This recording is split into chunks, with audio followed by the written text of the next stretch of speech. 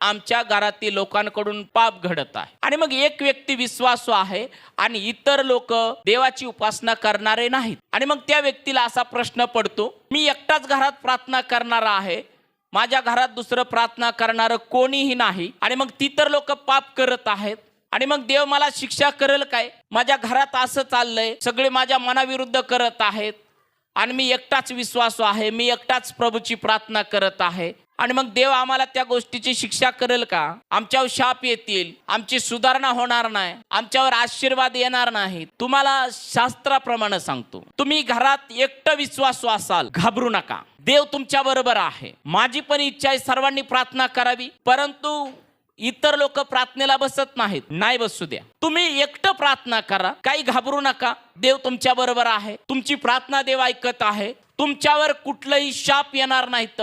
त्या घरातल्या लोकांनी इतर गोष्टी केल्या म्हणून तुम्हाला काही त्रास होणार नाही. देव दयाळू आहे, तो त्यांचीही बदलण्याची वाट पाहतो. पण बऱ्याच ठिकाणी असं सांगितलं जातं, तुम्ही एकटंच प्रार्थना करताय आणि बाकीची लोक असं वागत आहेत म्हणून देव तुम्हाला आशीर्वाद देणार.